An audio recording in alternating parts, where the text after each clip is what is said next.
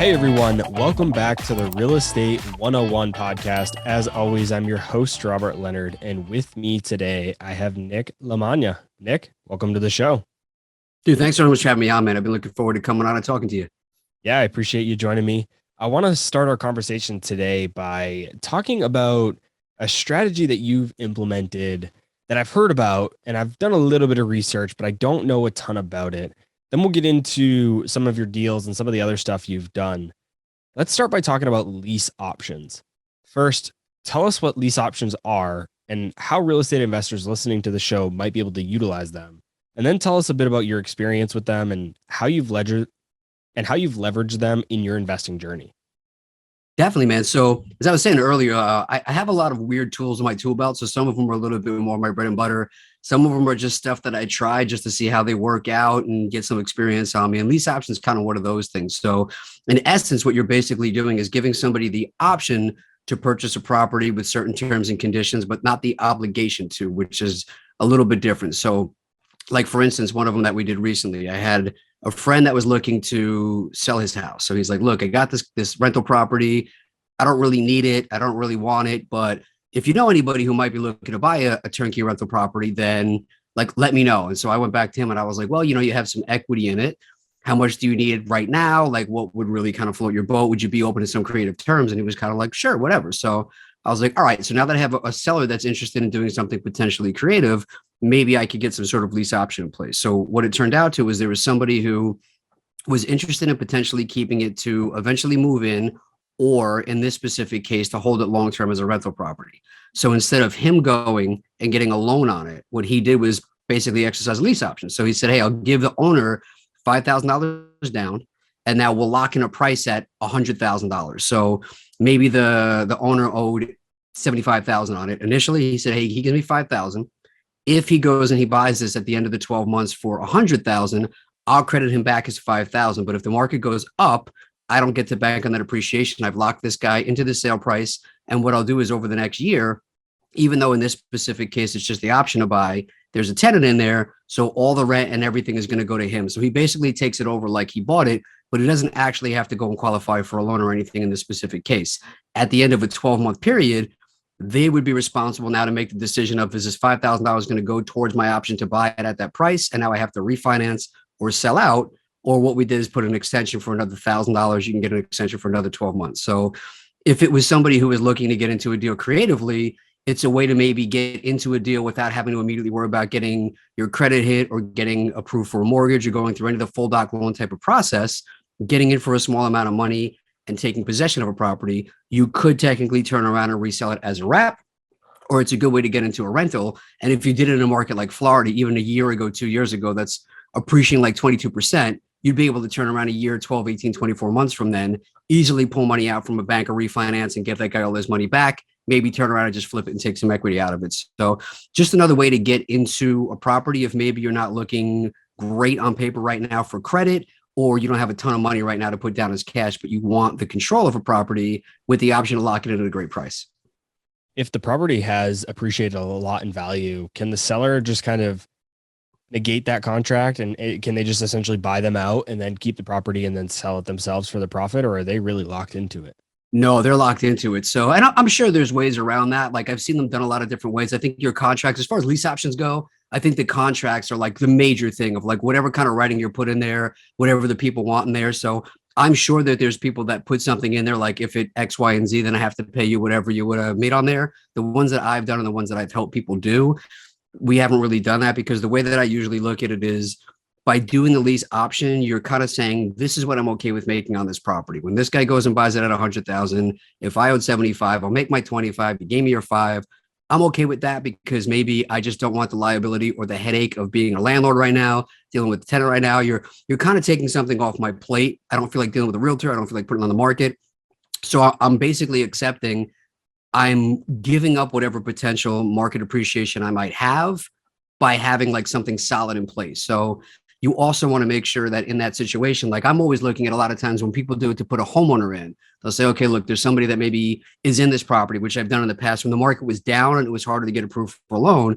You could get somebody in and say, look, I'll rent you this property with the option to buy. You give me a non-refundable option deposit of $5,000. I'll credit you back $100 a month of rent at the end of the 12 months, but I'll lock you in at, let's say, $150,000.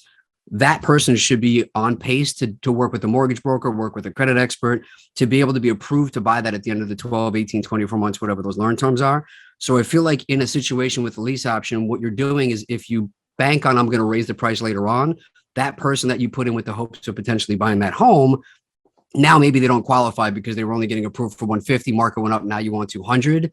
So, I feel like you're kind of doing a service for somebody by allowing them to get into a property that maybe they wouldn't have been able to. Crazy market, there's no deals out there, they locked in a place that they might want to move, you know what I mean? So you could, but I feel like it gets a little greedy if you do that personally, but I'm sure if you put it in your contracts that you have that option, you can.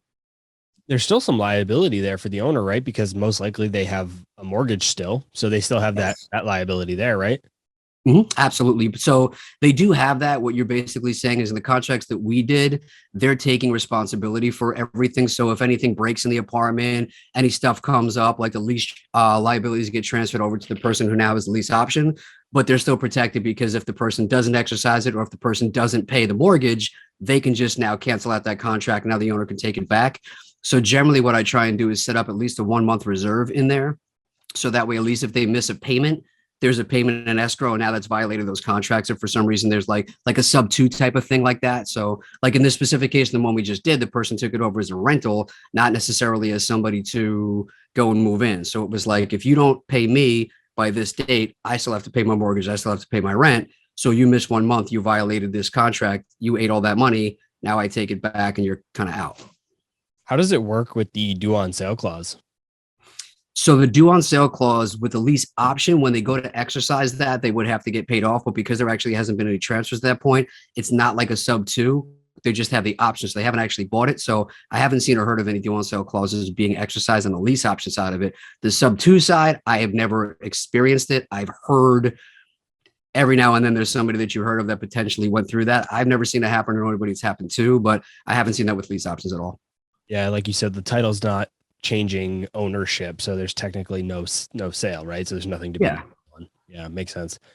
Before you were doing lease options, going way back, you got your start in real estate because you weren't able to pursue your dream career anymore after an injury, and your mom forced you to read Rich Dad Poor Dad.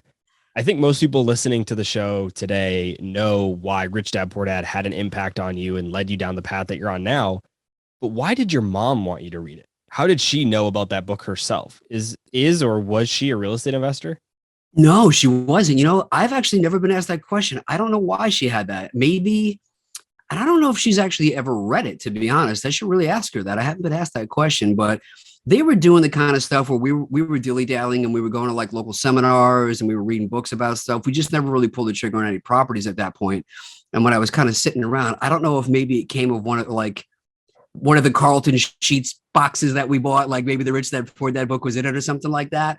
Or I don't know if she went and she was part of a book of the month club at one point. I remember like the Robert Allen 1 Minute Millionaire came. So it might have come from that, but it was laying around for whatever reason. And I'm not really sure why she had pushed me to read that book. But man, maybe it was just one of those fate things. But I always joke around and I say, I fought her on it for like months. I was like, leave me alone. I don't want to read the book. Stop asking me to read the book. And eventually I was like, if I read the book, will you leave me alone? And then it like changed my whole life. So I always go back to moms are always right. No matter how much you think they're a pain in your butt or they're bugging you, moms are always right. So if it wasn't for her pushing that book on me and like having things click, I probably wouldn't be where I am today. So that's interesting though. I am going to go back and figure out where that book came from and why that specific book she pushed me to read. What does she think of where you're at today and all that you've done from the day you read that book to where you are now? It's weird because like for me, they don't really act or talk any different. Every now and then they try and start up conversations, but I'll hear them when they talk to one of their friends or somebody else will call me and like they'll say how proud they are of me now. You know what I mean? So it's kind of one of those things where it makes me feel weird if they say stuff to me or ask me about real estate or things like that. But I will say I didn't come from money, but I always came from a very supportive family, and my mom and my dad and my brother have always been very supportive and really backed me up on anything I did. So I'm from what I can tell, they're proud of me now, and I'm sure they're happy that I've made that decision because for some of the other people that know my story, there was some tough times over the course of the years following that. And thankfully, I had taken a leap into real estate and put myself in a position where I could take on some bills and some expenses that weren't really something that I don't think we would have been able to had I not gotten to my place in life where I am now. You mentioned that they're supportive, but were they hesitant at all with what you're doing? Was there any moment where your mom had handed you that book and then later you actually took action on that book and she's like, "Oh, wait a second. This isn't exactly what I anticipated for you. I can understand kind of what you're doing, but I'm a little bit nervous for you. Maybe I haven't done this before. I don't know exactly what you're doing, so I'm a little bit nervous." Because that's kind of what I've had in my family. Very, very supportive, always will back me and help me do what I need to do. But they've been a little hesitant on some of the things that I've done just because they haven't done it. They don't know a lot about it. So I'm wondering if that happened with your mom, dad, brother, or any family really. Yeah, yes and no. So I remember like the first time I read the Rich Dad Poor Dad book. I told my mom, I was like, hey, you were right. This is really interesting. And then there was like the 1 Minute Millionaire came like that same week. And then the newspaper came and the newspaper, like people like showing my age. This paper came with stuff before the internet. And it was like, hey, 2 hour invest with no money down seminar at Nassau Coliseum or wherever it was over here in New York. And I remember I was like, man, it's fate. Like I can go to this thing and learn how to invest in real estate with Robert Allen or whatever. And so I signed up for it. And then I remember me and my dad were going out, and my mom, I guess, must have gone and done some research about it. And she chased me out and she was like, wait a minute, don't go. They're going to try and sell you stuff. The same kind of thing that everybody sees now. And I was like, well, I don't have any money. They can try and sell me whatever they want. It doesn't matter. So my dad came to me to the first one. We wound up buying like a 3-day class and stuff like that. And they both came with me to that one. So they had showed up at a few different places with me and taken some courses with me. So they did have a background on some of the strategies, and they had seen some of the credible people that I still keep in touch with to this day. And so I don't think it was as blanketed, like we don't understand it or know what they're doing. They really like the people. They heard it from, because it's different when I say it, but they heard somebody else saying the stuff and talking about the real estate and the successes and stuff. So I think they were a little bit more supportive, not necessarily that they believed or didn't believe in me, but I think they did trust the process and the people that at least real estate worked. But then I will say probably one of the biggest moments I had is when I was out in Las Vegas looking at like condos and properties one time at this like buying tour. And I called my mom and I was like, hey, there's this property and I think I want to buy it. It'll make a really good rental. And I was almost hoping she was going to say, no, don't do that. It's crazy. Let's talk about like all the things that people usually say. But she was like, yeah, go for it. And I was like, oh, like, you sure? And she was like, well, I mean, this is kind of what you've been working for the last year, 2 years, however long it's been to do, was to get to a place that you can learn enough, get enough confidence to buy a property. So like, if you don't buy the property, kind of what are you doing?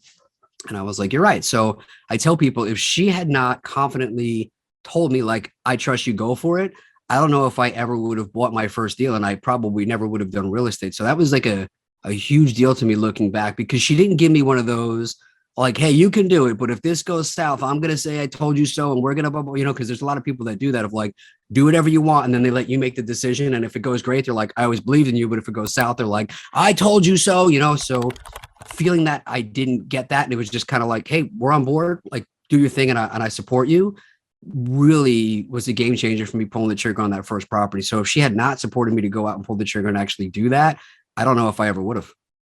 Talk to us a bit about that first property. What was it? Where was it? What was the strategy? Break it down for us.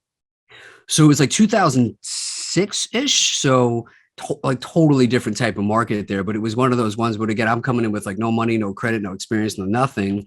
And we had these motivated sellers in Vegas that had like condos with rentals or houses. And, I was buying stuff in different markets like Michigan and Vegas and Georgia, and I think Indiana at the time, Kansas City, like some of these like smaller markets.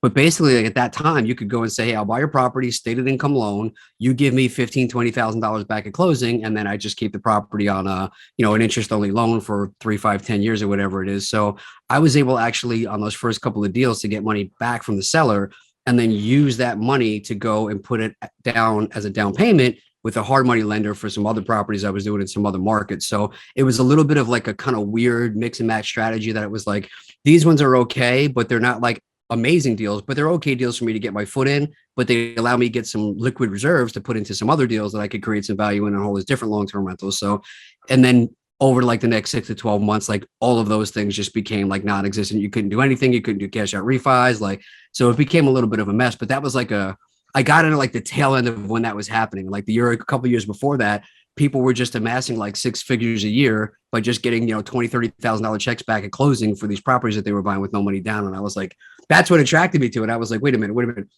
I don't need money. I don't need credit. I can buy somebody's house. They're going to give me money to buy their house. And then I'm like, the market's just going to appreciate in 6 to 12 months. So me being like a young, naive, impressionable, like idiot was like, oh, this is like, I don't have to do anything. I can do great, and nobody warned you at that time about like, well, here's the things that could happen. So that's why I'm always big now on like the stuff like the podcast of just hearing like, yeah, here's how things could go right, but here's also how things could go wrong. And you should really know both sides and then hedge your own risk because at that time before the internet and everything was so big and prevalent and you could really just connect with people on podcasts and social media groups and masterminds, all you were getting was like the bright, shiny Lamborghinis, girls, and checks. Like you're like, oh, there's nothing could go wrong. So, I suffered from that and made some bad decisions initially, but now I try and not do that to people when I tell them about real estate.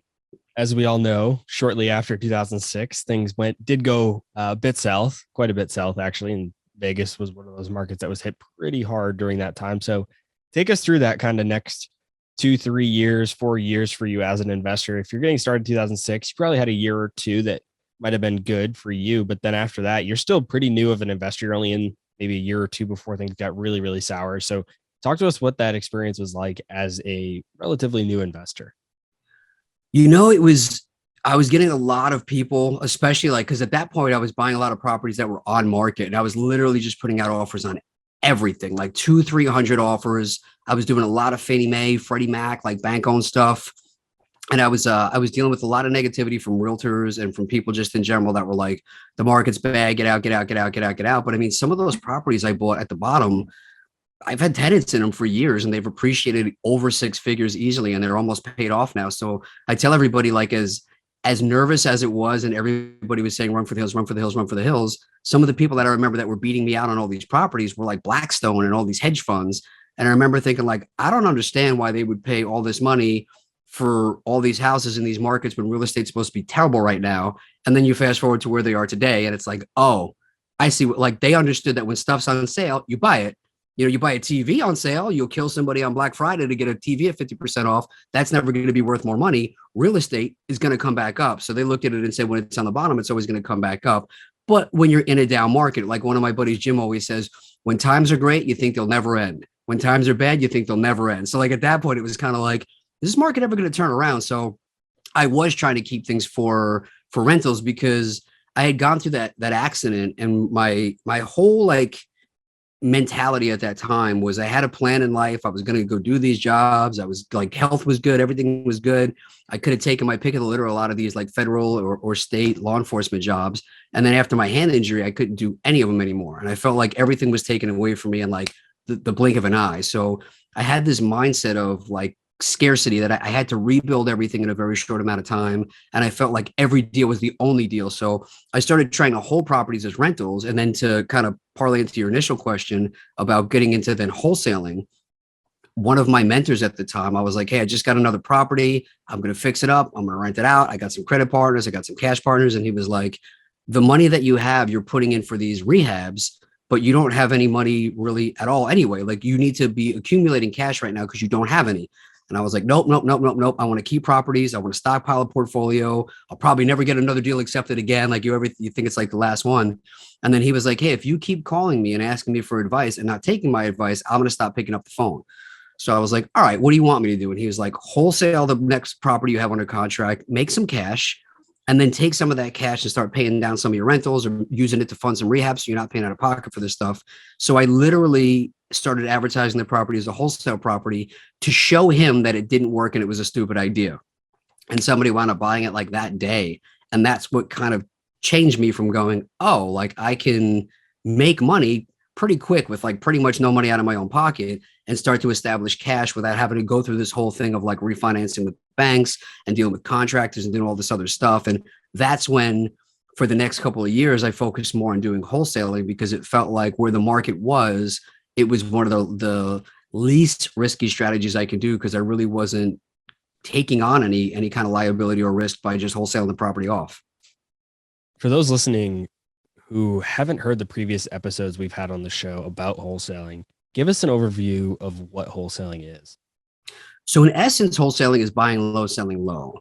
At that point, I was getting deals again on the market, but they were deals that anybody could have technically bought, but because I put so many offers out and because I spent so much time training realtors to want to work with me and be patient to put those offers in, because a lot of realtors, you're putting offers out at 10, 15, 20 cents on the dollar. They're working on commission. You do that once or twice, they're never calling you back again. So that was like a lot of part of the craft is like kind of getting people on your side and letting them understand like, hey, I'm going to be putting out some pretty crappy offers, but we're going to put enough of them out that we are going to get a handful in the next 6 months. And if you worked with just like a home buyer, then maybe you'd get one deal and then 15 years later they sell their house, they call you back. But I'll be your best client with 5 deals like in 6 months. So getting that then and getting properties that were at a discount, I could then turn around and maybe not sell it retail, but say, hey, I have this property, it's under contract, I have the exclusive rights to buy it, so people can't go around me and get it.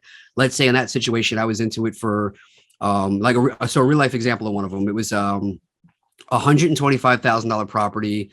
It would have rented for a decent amount. It was like a basic 3-bed, 2-bath. It would have made a good rental, needed a little bit of work.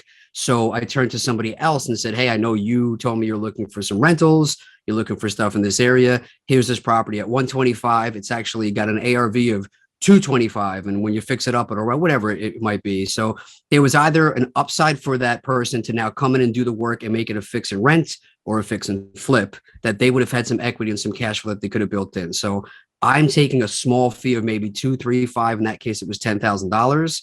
They pay me that. I walk away. I give it to them.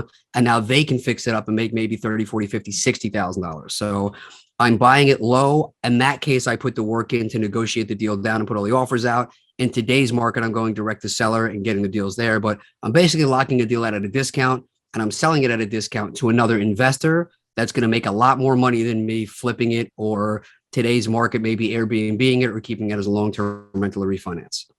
With all the different strategies that you've done in real estate since those early days, why do you still wholesale to this day? Fantastic question. So one of the things I look at is everything's not a deal for me. So there's sometimes buyers that have a different buy box. So I would look at it and say, you know what, this specific deal, I don't have a team in this market. I don't have the time to find a team in this market. These margins are just a little bit too tough for me. Maybe I'm not looking to hold a rental there. Maybe I don't want to pull up a flip right now. So at different times in my investing cycles, I'm looking to take on different things. So because for the last 15 years, I've always just gone out and just said, hey, I'm looking for deals. If you have deals, send them. People send me stuff that like anything from a basic single family home and like your average market to a hotel.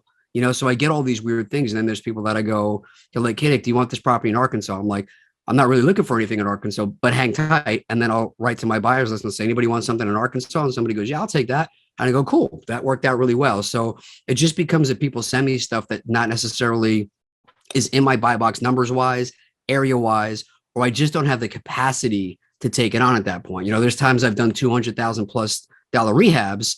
Right now, I wouldn't take that on, but there's a lot of investors that would, So a second option to that is there's always a good mix of like, you can make $20,000, $30,000, $40,000 cash like that on a wholesale and then take that and throw that into another deal.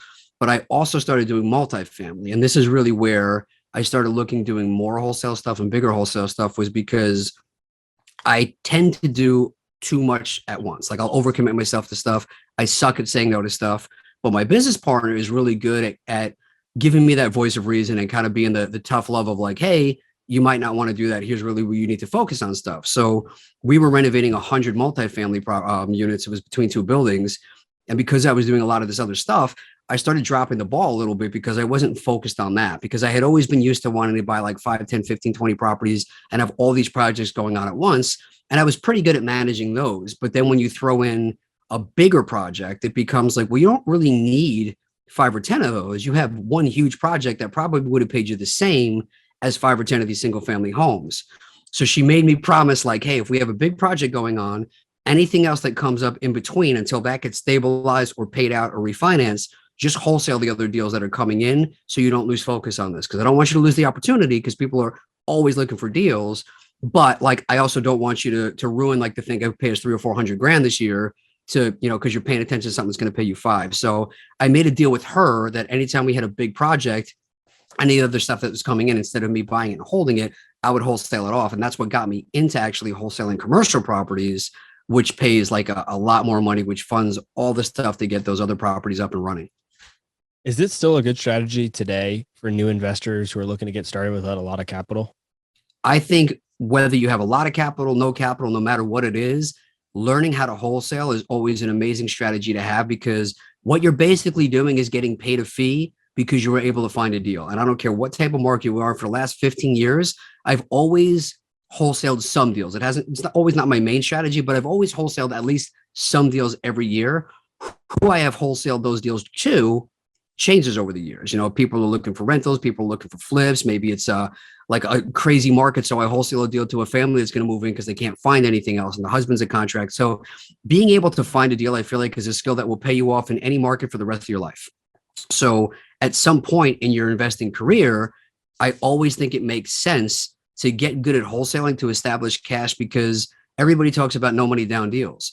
If you're putting out offers consistently and you get a bunch of offers accepted, like what I have found is it becomes a feast or famine thing, where it comes in waves that you got nothing, 4 or 5 offers accepted, nothing, 2, 3 offers accepted. So instead of maybe, especially somebody new that's coming in, they don't have experience, money, or credit initially, taking on 4 or 5 deals at once is probably not a smart idea. That's something I did when I first started that I wish somebody would have reminded me, like, hey, you don't have to be rich on Monday. Do one, focus on flipping one or getting one up to a fix and rent, and then wholesale the other 3 or 4, make 5 or 10 grand on those, use that to fund this one. And now you literally just did a no money down deal. So I always like the idea of like cherry picking the best 1 or 2, wholesaling a couple others over, and finding a way to create cash. Because if you can have a skill of being able to come in and use what I always use the term, like, you have it in the bank or you have it in the tank.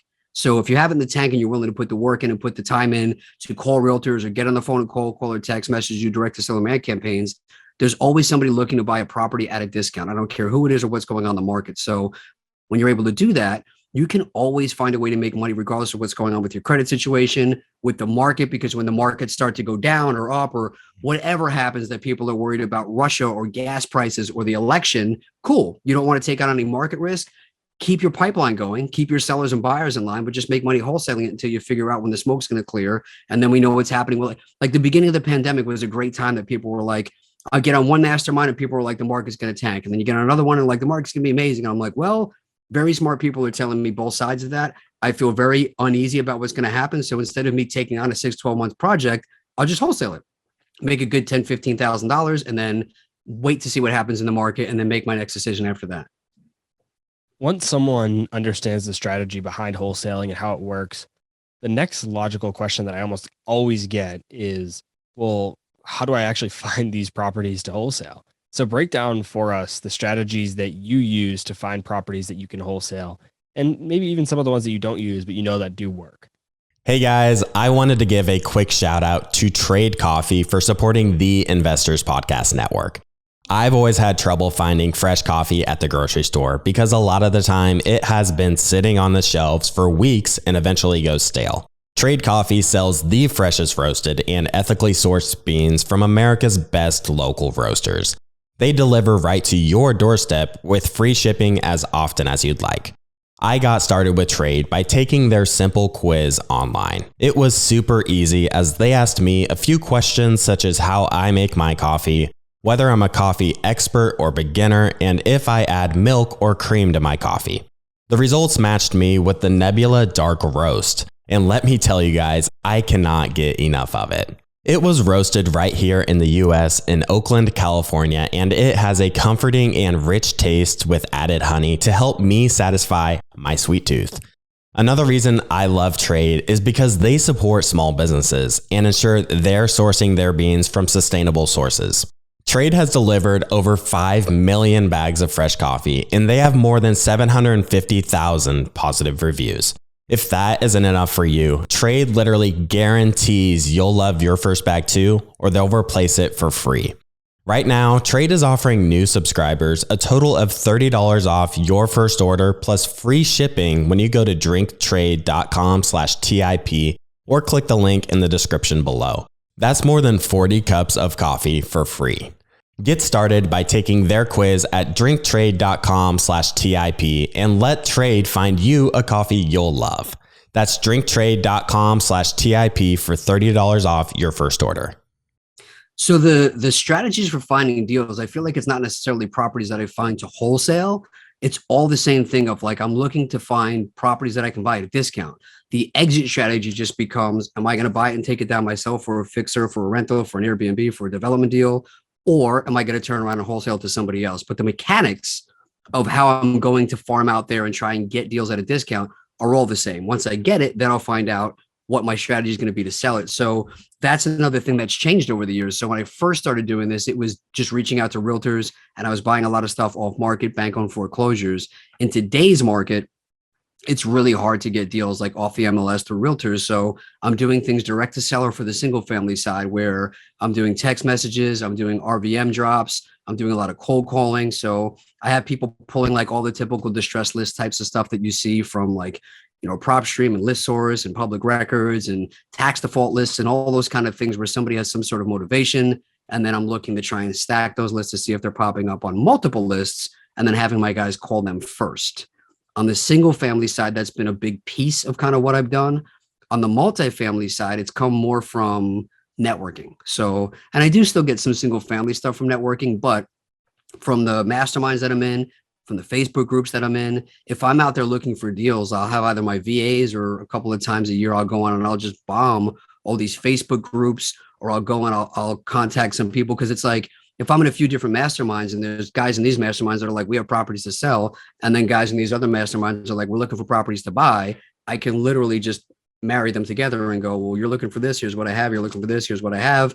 And we just kind of JV on those deals. So it's been a combination of me going directly to sellers that are coming off distress lists and public records lists, combined with social media groups, masterminds, and networking over the years of people just sending me stuff that they think might hit my buy box or some of my buyers' buy boxes.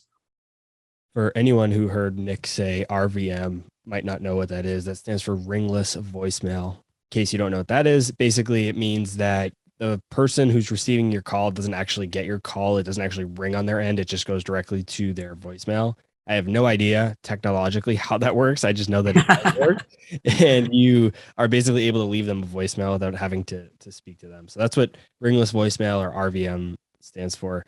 Nick, the next question I usually get when someone is learning about wholesaling is, how do they find someone to buy their property? You mentioned that you have masterminds that you're able to connect the two. You mentioned that you have the buyers list.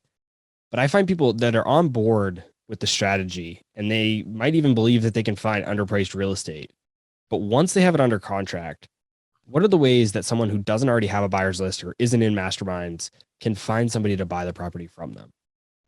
Awesome. So right now we're thankfully in a seller's market, so it makes it a lot easier to sell a deal because there's lack of inventory. So really the skill in a seller's market is the acquisition side of it. So for the disposition side, if I was starting from scratch and I got a deal under contract, the first thing I would do if I didn't have a list in place is jump on as many Facebook groups as I can and just start blasting that I have this deal, I have this deal. And I do a combination of either hitting the generic ones. So you look at the ones that have hundreds and hundreds of thousands of people, and I look for the ones that have a lot of recent activity, because you can see some of them, there's a lot of people on there, but there's not a lot of engagement. So there's not a lot of active investors in there. And then there's some of them that are just, crap. You jump on it and it's all like international weird things and like sex pics and like work from home. You know what I mean? So it's like, these ones aren't good. But what happens is, as you start to post your deals on those groups, I go to the big ones first, and then I'll niche down. So maybe I have like a land development deal in Lakeland County, Florida. You can find very specific groups for almost anything too. So I'll go big to cast a wider net to attract some people that are just looking for deals all over, because a lot of people, especially now, are just kind of open to anywhere. But then I'll also go very specific and try and target and niche down where my property is and what my property is and what my strategy is. And I'll just post and post. And generally that's enough to at least get feedback that I can tell, do I have a deal or not? Because overall, if you have a property and nobody's putting out offers on it or nobody's buying it from you, it's probably because you paid too much for it, or it's just in a bad area. Like generally, if it's got a spread and it's not in like the middle of nowhere or like a really dangerous area, you'll generally find somebody to buy it. But social media is an absolutely incredible tool that I didn't have initially. I'll also use software and public records to find cash buyers in those zip codes. So if you don't have a budget that you want to pay to pull lists of buyers or buy into things that you can network with that, social media would be the first place I go. I used to use Craigslist a lot more. I don't know how effective it is today with social media being on that, but that's another great place to do it. And I literally just sold two like very small dollar wise, but good percentages on eBay too, which I haven't done in years and years and years, which is like another cool thing. But I think of dispositions as marketing, like an advertisement. So if I have a TV show, that's my commercial. The more places I can put that commercial, which is me saying I have a property, is anybody looking for a property at a discount that would make a good flip, rental, Airbnb, the more places I can put that, the better off I'm going to be. And I'll literally just keep doing that over and over again. Every time I get a new property, I just repost in the same places and I keep doing the same things. And you'll start to see exponentially, it'll start to double, then it'll start to triple. And then what happens is you have this large net of like people that are messaging you, emailing you, Facebook messaging you, LinkedIn messaging you, and just hitting you on all these different platforms that you posted. And what I'm trying to do from there now is narrow down to like, who are my butt kickers and who are my tire kickers? Because you're going to get a lot of people that are just wasting your time, never going to do anything, never going to put an offer out, completely unrealistic offers out there. And then from there, I'll find a handful of good people that I know, like these are serious buyers. These guys will buy multiple properties from me. And I start to then nurture those relationships and just focus on the VIP buyers that I know are going to close and are actually in that market and kicking butt and taking names. So what happens if somebody gets a contract, a property under contract, and they can't find somebody to assign it to, or they can't find somebody to buy the property from them? What happens then? So as long as you're protected in your contracts, again, going back to the paperwork side of that, that you have clauses in there that say that for X, Y, and Z reasons, you have X, Y, and Z timelines that you can pull out of that deal, which a lot of the times like due diligence, inspection, partner approval, financing, there's things in there that you can use within 7-10 days if it's an on-market property. Sometimes I've gotten 30, 60, 90 days on off-market properties. But during that time, part of the reasons, like I'll go right out and I won't waste time going to try and find buyers. I'll start hitting all my lists right away and get as much feedback as I possibly can on what people are willing to pay for that deal or what the feedback is on that deal. Because one of the things I always tell people is that deals are not found, deals are created. So if I have a deal in that sense that I send it out, and let's say I wanted $100,000 for that deal, and I go, guys, here's all the information for the property. I think it's worth $200,000. I think it'll run for $2,500 a month. I think the market's great, X, Y, and Z. Here's why I think it's a good deal. Let me know what you think. And then I get 10, 20 people that write to me and they go, hey, I saw the property. I looked up the property. I sent my contractor over there. Your rehab budget's off. Your ARV's off. The market's off. All these things are off. I'll still push for, well, what would be your offer? I understand you can't pay $100,000, but what can you pay? And generally, as long as it's not like, again, a really bad area, people will come back and say, well, I could pay you 85. I could pay you 82. And I go, okay, cool. So I'm always trying to get feedback on what makes it a deal, what makes it not a deal, what stuff I had gotten information from the seller for that might not be accurate, and then what that number would be. So now let's say in theory, I had a 14-day inspection period that I had to potentially back out if I didn't find a buyer. When it comes to the end of that, I'll go back to the seller and say, hey, look, here's all the information that we have on this property. I know that you said this was the condition it was in, and this is the value, and these are the things that you thought were X, Y, and Z with the property. However, here's what we actually came up with, and here's what our numbers are. And because of that, we can no longer purchase that property. And then people start to get, they're really excited because they think they're selling it. And now they're down on the floor. Oh my goodness, I was already spending that money. So they go through that emotional roller coaster. And then you go, however, if you still would like to sell that property, if you still want to go take your trip to Disneyland or pay off whatever back tax, whatever the thing you were going to do with the money you were going to get for this property, whatever financial thing that was going to solve or personal problem that was going to solve, we can still do that and close next Friday as we agreed. However, I would need to close for it at 79,000, 72,000, whatever. But I have that number, knowing somebody else would have already come in and said, hey, Nick, I'd pay you 87. I can't pay you 100. Now maybe I can still salvage the deal and get it at 82 and make $5,000 on there. And then when they come back and they're emotional about it, I go, I totally get it. I understand if you can't do that. However, here's the list of the things of why this property is not worth what we thought it was. And here's what it's going to take. And here's all the things in there that you will not have to disclose if you put it back on the market. So if you don't want to move forward, that's okay. However, I will tell you at some point, these are just the facts and you're going to have to face those facts, whether it's today, tomorrow, a year from now, I understand. But I've already sent kind of the top 10, 15, 20 buyers in your market to this property, and none of them are going to pay that $100,000. So you don't have to sell it to me, but at some point you are going to have to face this reality. And sometimes they'll tell me to screw off and I'll never hear from them again. But sometimes they'll say yes right there, or they'll go and they'll sit on it for a couple of days and they'll call me back and they'll say, okay, Let's do it at 82. So if I can get them to agree to renegotiate based on a price that I've gotten from people that have made me offers, then we move forward. But if not, I'll say, if you can't do it, I totally understand. Consider this the termination of that contract. Please refund my earnest money deposit, and I wish you the best of luck. As I was preparing for this episode, I saw on your Bigger Pockets profile that you flip properties on eBay, of all places, eBay. And you just mentioned that you've done some recently. Talk.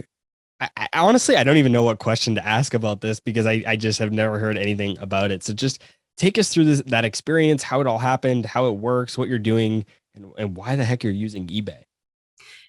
I wasn't for a very long time, but when, 2005, 2006, there wasn't like all this prevalent social media stuff. So like eBay was really like the big marketplace there, because that's just like Craigslist and eBay were two of like the biggest things that you were like, wow, like where are they going to go from here? It can't get any better than this. So at that point, I remembered, I don't know if it's changed a lot over the years, but at that time, the amount of eyes and traffic you would get on something you would post on eBay was like crazy for the time. When you would look at like the views, like 100,000 something views, that was like unheard of. That eBay was the only place that was getting that kind of traffic. But specifically at that time, one of the regulations that they had was for real estate specifically, I believe it was the only thing that you could actually post on eBay that you could put an external link on. There was nothing else that you could post that you were allowed to put a link on eBay. But for real estate, if you had a website that you had other properties or you wanted to use it as lead capture, you could post a deal on eBay, post your link, and really drive traffic for buyers there, because anybody that's on there is obviously looking to buy a property. So that stuff starts to come in handy. So what I would do there is I would post it and say, look, and I mean, it's been a while, but it was like, I have this property. It's a $30,000 property in Georgia. It's going to need $20,000 worth of work. It'll be worth $100,000. It'll rent out for $1,000 a month. You can bid on the rights to this property. So I hold the contract. I'm assigning the rights. What you're bidding on is the assignment fee. So basically what I would do is say, you're still going to have to pay $25,000 for this property when you go buy it. However, what's the fee that you're going to pay me for finding the deal and selling you the deal? And then people would literally bid up the wholesale fee. So, I think I was making like, $4,000, $5,000, $6,000, just posting them there. And then again, what was cool was after somebody bought it for $3,000, $4,000, $5,000, $6,000, you got that money. That was your fee. The other person went and they came there and then they bought it. But you would generally be able to see who was bidding on it, who was watching on it. And then there was like second, third, fourth, fifth chance offers.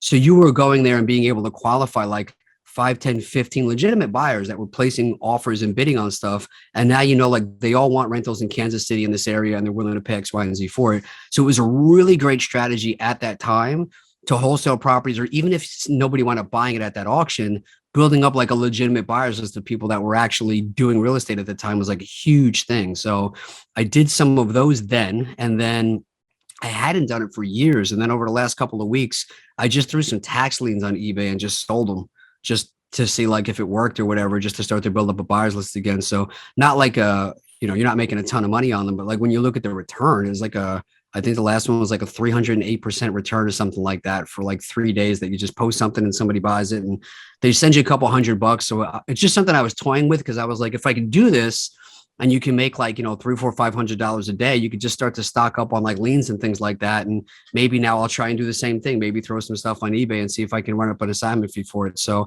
I just started doing that again, like in the last 2 weeks, and I hadn't done it probably in like 12 years. So I'm trying to play on it a little bit now and see if maybe it's like an untapped resource that you're still able to capture some traffic that maybe you weren't before.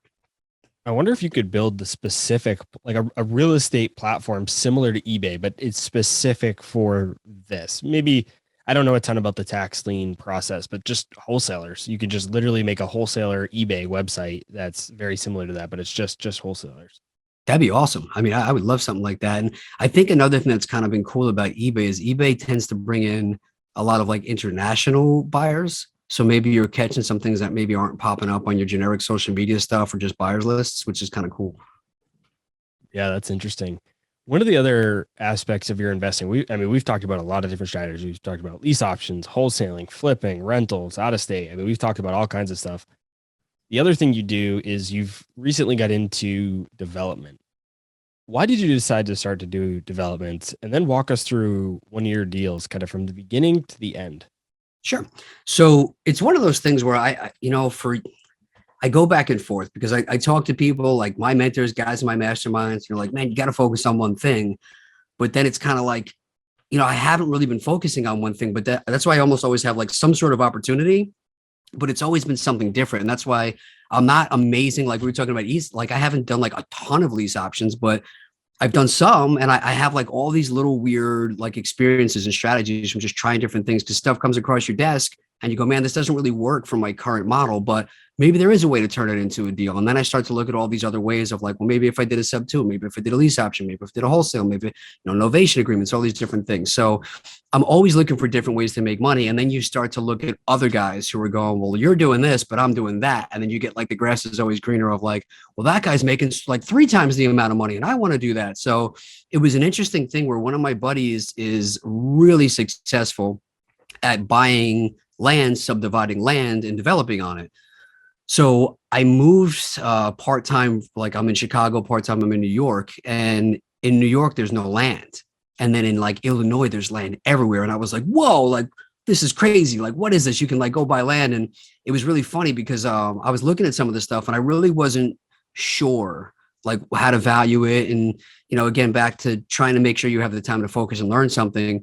I was hesitant to jump in. I was just kind of dabbling and looking at stuff and just trying to feel it out, but I didn't really have the focus or the time to really dive in and commit to it. So one of my buddies like tells people this story when they're like, how do you find deals? And he's always like, you go out and you jog, and when you go out and you jog, you find deals. And I'm like, dude, that doesn't work. Like, stop telling people that. And then literally I'm out jogging one day and the seasons had changed. So the leaves and stuff came off of the trees, and behind it was like a for sale sign on this vacant lot. And it was like, oh, wow, I actually did find a deal, like just jogging around. So I was like, I take it back. That actually worked. So my partner's like, hey, call that number, like by the tree over there. Like that thing's like literally right across the street from where you live. See what's up with it. So I called, and the broker, it must've been like an expired listing. He didn't even remember the deal. He didn't even know what I was talking about. And then when it clicked and he was like, oh, let me call you back. I guess he called the seller. Realtor kept calling me. And I'm like, hey man, I was just kind of asking, like, I'm really just kind of wasting your time here. I'm not willing to buy this. I don't know anything about it. Like I have all these other projects going on. Like I'm probably not your guy. So he wouldn't give up, and he kept calling. And I was like, look, man, she's asking like $700,000 for like 9 acres. So the offer I would have to make you, if you're trying to force me to make you an offer right now, would be so low she would never accept it. And he was like, well, just make me an offer, whatever it is. And I was like, 300,000. And the next day he's like, approved, or she accepted it. And I was like, oh crap. So I almost did it like trying to blow him off, like she'll never take that. And she did. So I was like, okay, well now I have to look into this a little bit. So it was interesting because, again, back to people give advice and they really have no idea what they're talking about. I always joke around that like the guy you call doctor might be the guy who graduated last in his medical class. He's still called a doctor. It doesn't mean he's any good, but people go, well, this person's a doctor, this person's a lawyer, this person's a realtor, they must be amazing. It's like, not really. So I called and I said to the guy at the city, I'm like, hey man, like I'm calling to find out like what the deal is with this land. What could I do with it? And I already know I can't do medical, and I can't do multifamily, and I can't make it a coffee. And I told him all the things that everybody told me you couldn't do with the land. And he kind of just let me go. And then he was like, well, I'm interested. Like, why do you think you can't do any of those things? And I go, well, the realtor told me, and the broker told me, and this investor told me, like all these things that the city shot down. And he goes, well, I'm the guy who would make all those decisions. And I will tell you that nobody has called me with any of those things. So whoever's telling you that is completely full of crap and just wrong. He goes, I'm the one who makes all those decisions. And I will tell you, if somebody's willing to put the time and energy into actually come to me with a proposal and show me that they're putting some work into trying to fit something into where this land is, I'm willing to entertain almost any conversation. And even if it doesn't work specifically for where you're looking, I know enough about the city and the village and what's going on all around here that I could find some place to probably fit your project if it's a good project. He goes, so if you're serious about doing something with this land, call a civil engineer, puts it on my paper, come into my office, and I'll see if you're serious. And I was like, cool, fair. So that started the process of like, is there even any money here? What would you even do with it? And at the time, it was right before the pandemic. So we actually planned on buying the 9 acres, subdividing the 9 acres, and then building it, and then either selling them off or keeping them long-term as rentals. But the key here was that with land, the same way you would buy, a house and like the house is distressed, maybe it's not worth a lot right now, but you do like granite countertops, stainless steel appliances, open floor plan, new floors, all this beautiful stuff like the HCTV houses. You've now increased the value, it's worth more. You buy a multifamily property, you decrease the expenses, you increase the income, now it's worth more. With land, the land that we had sat vacant so long because this specific piece of land was considered county land. So the county actually owned it, not the village. So people really weren't interested in buying it from the developer standpoint because you had to go through the process of annexing in that land to make it part of the village. So we went through like a process of going, okay, if we can get this land annexed and then we can get it entitled for a specific thing. The second they put that final plat stamp on there and the second they put that annexation on there, it's the equivalent of like a value add for land. So now that land, once you get that stamp, is worth exponentially more. So we were buying it like 9 acres. I think we got it split eventually into like 31 units. So when you're buying them for like 10,000 a lot, but when they're annexed in and they're entitled, even just like raw land, there lots are going for a minimum of $30,000 and up. So you're going, okay, cool. And I'm talking to builders, and builders are going, if you take it through the entitlement process, if you get an annexed in, we'll buy it from you for, 900, 950, whatever it is. So that process became really interesting. And we decided not to build on it because during the pandemic, a lot of things changed, the situations changed, the market changed a little bit. So we decided to just turn around and sell it to another builder. But that really was what the process was, is taking this land that nobody saw any value in because you were going to have to jump through hoops. And again, like I keep saying, you have it in the bank or you have it in the tank. And I didn't understand it at first because there was a point where we were almost through the annexation process. And I would talk to some builders and I go, look, we literally have a date on the calendar with the city. You could look it up on the county records. It's next Tuesday at 9 a.m. And it literally says in the docket that we're going to get the approval for the annexation. So why don't you just buy it from me today? And they go, nope, we're going to buy it from you after we get that stamp. And I'm like, I'm going to charge you like $75,000 more. Why wouldn't you just buy it now? They're like, we don't buy it until we get the stamp. And I was like, this is so dumb. I don't understand. And my partner was like, well, you know how to get deals. And I was like, yeah. She goes, but you still buy deals from wholesalers sometimes. I go, well, yeah. She goes, well, why would you do that? I go, because the wholesaler is saving me time that I don't have to make those calls, knock on those doors, put those mailers out, call those people. So I'm willing to pay them $5,000, $6,000, $7,000 if they're saving me months of time that I can go now and make $30,000, $40,000 on it. And she's like, that's the exact same thing that these builders are doing. They build. They don't want to go through all this process with the county and do all this nonsense and all this paperwork. They just want somebody like you to go do that work. They buy it and they do what they're good at. And I was like, man, like that makes a lot of sense. So then you start to see that, especially now, I feel like it's one of the best times to find a strategy where you can get land, do something to it. Either you get it at a discount or you get it and you create value in it and sell it off to a builder, because in a market where people have to build, shortage on houses, land's probably worth more and in more demand than it ever has, because even construction crews, like there's GCs that need to keep their subs busy. So they'll just buy something to build so they don't lose their guys because there's no houses to buy. So they have to build houses. So it just opened my eyes to like a really cool strategy for being able to do that. So currently we bought it for $315. A lot of hiccups just because of the pandemic, because in the middle of that, it should have been like a 30, 60, 90, like let's even call it 6 months for like taking it through that approval process. You got to talk to civil engineers. You got to work with the architecture. You got to get the wetland study. You got to get the EcoCAD study. They got to do an environmental test. So there's things that you have to do, money you have to put out. But when you go through all that process, now it's worth more. But you need the city to be active to put the stamp and go through the approval process and have the meetings. During the pandemic, no meetings. So everything literally sat on the shelf for like almost a year, which was kind of crazy. And then they started doing Zoom meetings, which are terrible for anybody who's going through that process. It's like all the etiquette of showing up at a meeting in front of like, a panel of like your peers, and there's like the cop there and everybody says the pledge of, like, they would never get up in front of a room and say the things that they're saying on a Zoom.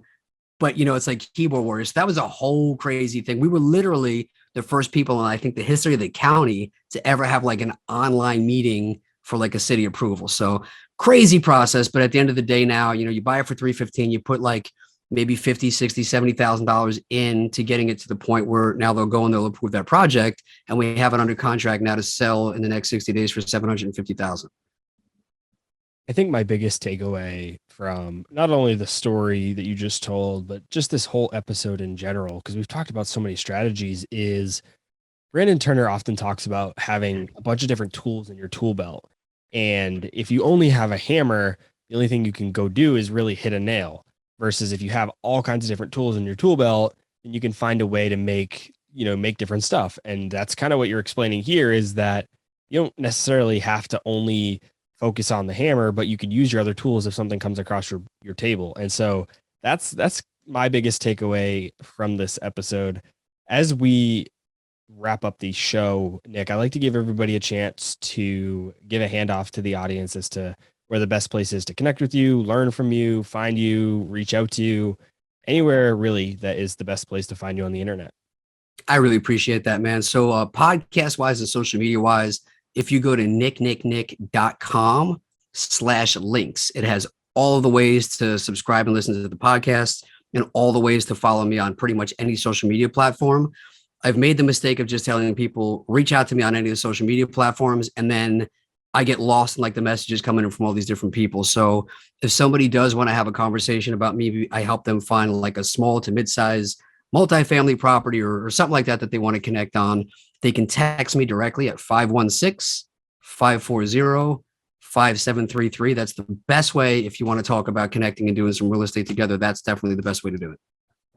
I've had a lot of episodes, but I've had dozens and dozens of guests on the show who come back to me a couple weeks after the episode goes live and say that our audience is the most active of any show they've ever been on. They say that they've had people reach out the most out of any show that they've ever been on. So guys, keep up the good work with that. If you like this episode with Nick, be sure to reach out to him. He was very kind and generous to give you his phone number. If you're interested, be sure to do that. That's how we're able to continue to bring on awesome guests every week is from you guys, showing them how much value they get from being on the show. So Nick, thank you so much for your time. I appreciate it. Thank you for the generous offer to help out our audience, and we'll be in touch soon. Thanks so much. Man, I really appreciate you having me on. And just for everybody else that knows, when I talk about like bringing the A game, the research you did ahead of time and the questions you had and the communications you had on this, man, you are an absolute stud and extremely impressive. So I really appreciate all the effort you put in and giving me the time to come on and talk with you, man. Anything I can ever do for you, you are on the top of my list, my friend. Thank you so much. Thanks for watching. Make sure to subscribe and hit that notification bell so you don't miss out on our next podcast episode and new investing resources. What are your takeaways and thoughts about this discussion? Let us know in the comments section below.